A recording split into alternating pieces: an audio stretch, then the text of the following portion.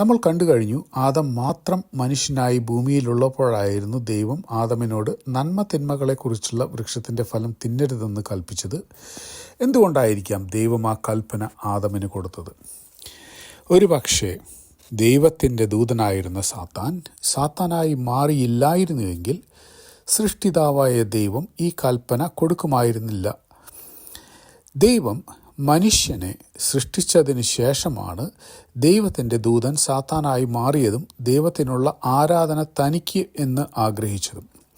അതുകൊണ്ട് തന്നെ ദൈവം സൃഷ്ടിച്ച മനുഷ്യൻ ആരോട് വിശ്വസ്തനായിരിക്കും എന്ന് ദൈവത്തിന് ഉറപ്പിക്കേണ്ടിയിരുന്നു. അതുകൊണ്ട് സൃഷ്ടാവാം ദൈവം ആദമിൻ്റെ മുൻപിൽ 2 വൃക്ഷം വയ്ക്കുന്നു. ഉൽപ്പത്തി 2:17 ഉൽപ്പത്തി 3:3 നമുക്കത് കാണുവാനായിട്ട് സാധിക്കും.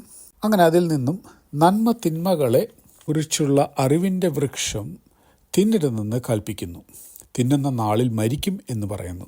ഇങ്ങനെ ഒരു മുന്നറിയിപ്പ് ദൈവം കൊടുക്കുമ്പോൾ ദൈവത്തെക്കുറിച്ച് നന്നായി മനസ്സിലാക്കിയിട്ടുള്ള ആദാം ആ മുന്നറിയിപ്പിനെക്കുറിച്ച് ശരിക്കും ചിന്തിച്ചിരിക്കണം. ദൈവം കൽപ്പിച്ചത് നന്മ തിന്മകളെക്കുറിച്ചുള്ള വൃക്ഷത്തിൻ്റെ ഫലം തിന്നരുതെന്ന് എന്ന് മാത്രമാണ്. ആദമിനെ ജീവൻ്റെ വൃക്ഷത്തിൻ്റെ ഫലം തിന്നാം.